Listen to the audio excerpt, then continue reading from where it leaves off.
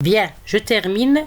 Donc, une fois que j'ai déterminé les 10 solutions qui sont les solutions voisines de la solution initiale, donc j'ai évalué chaque solution en utilisant bien sûr la fonction objectif qui est le minimum, ce qui était minimum, minimiser la somme des différents coûts de réalisation du séquencement des tâches, des 5 tâches. Donc, j'ai trouvé les coûts de chaque solution. Je vais choisir la meilleure solution. Comment choisir la meilleure solution? C'est celle qui a la fonction objectif la plus petite, parce qu'on est dans le cas d'une minimisation. Si c'était une maximisation, c'est le contraire. On va prendre la valeur la plus grande. Maintenant, on est dans le cas d'une minimisation, donc on va prendre le coût le plus petit. Donc ici, c'est 60. Très bien. Donc la solution, donc c'est en jaune. La solution, la meilleure solution du voisinage, c'est la solution 4, 5, 3, 2, 1. Bien. Donc on doit stocker cette solution dans la liste tabou. D'accord, pour éviter l'optimum local. Dans notre cas, pour éviter la complexité spatiale, au lieu de stocker toute la solution, on va stocker le mouvement qui a permis d'obtenir cette meilleure solution. Donc le mouvement N2, c'est-à-dire l'échange entre les deux positions 1 et 2 de la liste de la solution initiale, ou bien la solution courante. Bien, donc ici, bon, on a calculé c'est-à-dire les coûts de chaque solution, puis la variation pour voir l'amélioration. La variation, comment on va la calculer? C'était delta F qui est égal, c'est-à-dire à la fonction objectif obtenue moins la fonction objectif de départ, c'est-à-dire précédente. Donc on a ici c'est 60 moins 64, c'est moins 4. Donc le mouvement, bien cette solution qui était obtenue par le mouvement N2, c'est la meilleure solution. Donc le mouvement N2 qui a donné la meilleure solution, on va noter S1 parce qu'on va incrémenter c'est-à-dire l'itération. Donc ce mouvement-là entre dans la liste tabou. Bien sûr, lorsqu'on va le stocker dans la liste tabou, il faut le stocker avec la caractéristique des critères d'aspiration, c'est-à-dire quand est-ce qu'on va enlever le tabou de cet élément-là, ou bien de cette solution, bien sûr selon la stratégie ou bien le principe de l'algorithme de la méthode tabou. Donc ici c'est bien sûr on va fixer k égale à 3, c'est-à-dire les règles d'aspiration c'est après 3 itérations, bien sûr le choix des règles d'aspiration aussi c'est un choix aléatoire, ou bien selon l'analyse de notre problème.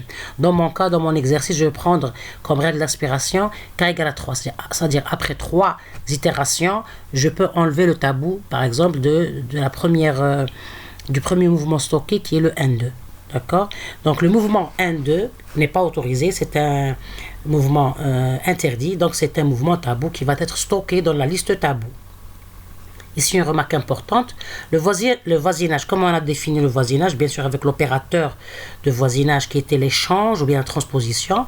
Donc, le voisinage est défini comme l'ensemble des solutions accessibles en échangeant 2 tâches, c'est-à-dire 2 positions qui contiennent des tâches.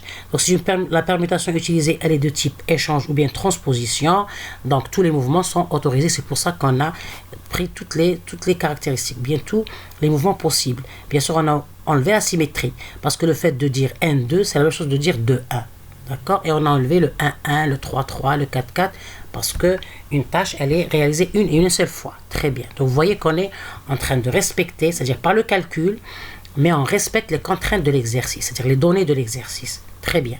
Donc ça, c'est l'itération 1.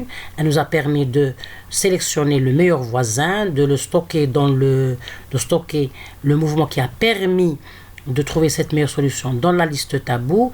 Donc on va considérer cette solution et essayer de réitérer pour améliorer bien sûr la fonction objectif, dans le but toujours d'atteindre l'optimum global. Bien, maintenant il y a une remarque ici, dans mon exercice la liste tabou, c'est-à-dire j'ai stocké la liste tabou, j'ai stocké la caractéristique de la solution, j'ai pas stocké toute la solution.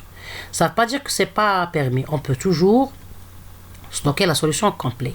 Mais comme je vous ai déjà, c'est-à-dire je l'ai déjà présenté dans les vidéos précédentes en présentant le principe de l'algorithme tabou, j'ai dit que c'est toujours bien de stocker une des caractéristiques de la solution, bien sûr pour diminuer le volume de la liste tabou, pour ne pas avoir une complexité spatiale sur le plan espace de stockage. C'est très important parce que vous savez que la complexité algorithmique, elle concerne le côté calcul, donc le côté, c'est-à-dire les opérations, et sur le côté spatial, même le côté espace, c'est-à-dire de stockage, bien espace de la mémoire utilisée.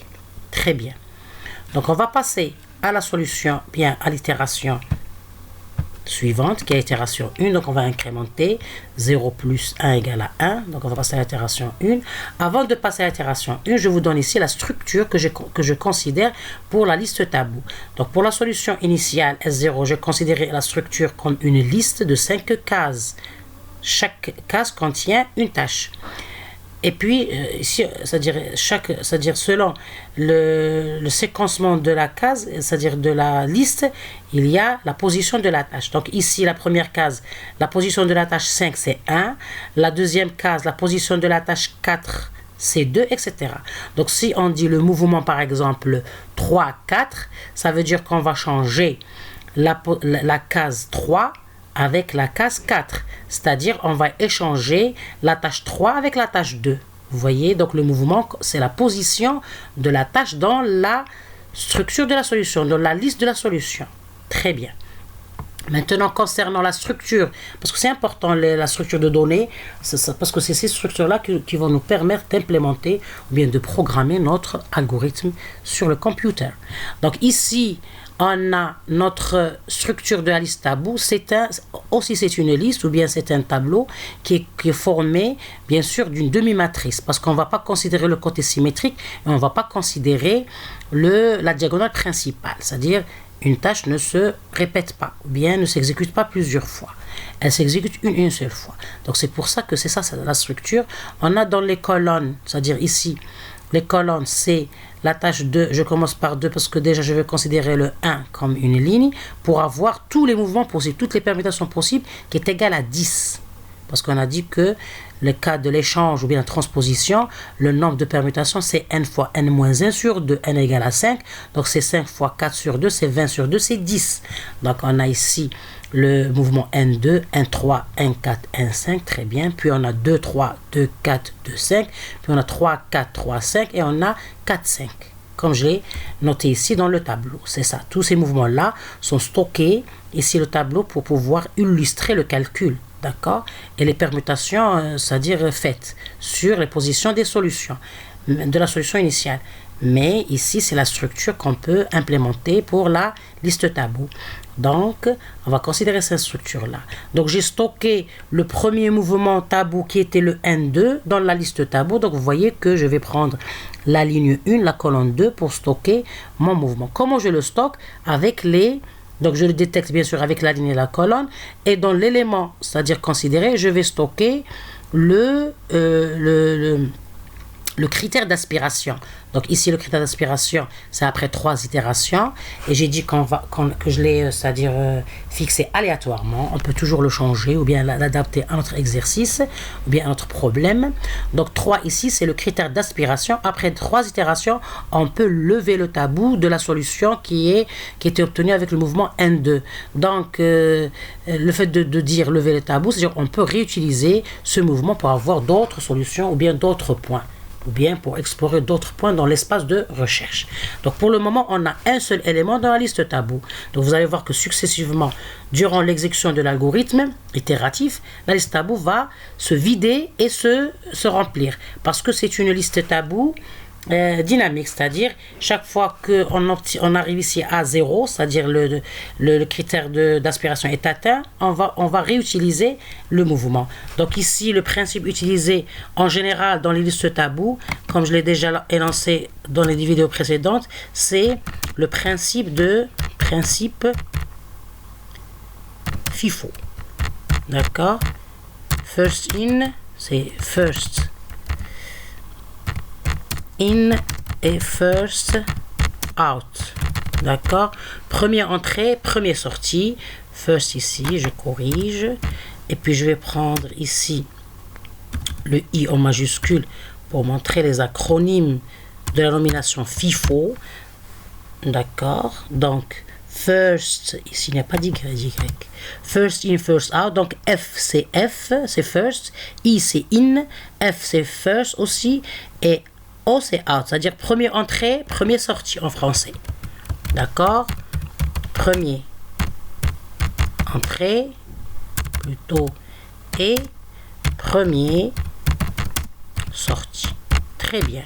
Donc, c'est-à-dire que chaque fois qu'on va décrémenter c'est-à-dire l'élément durant les itérations, dans chaque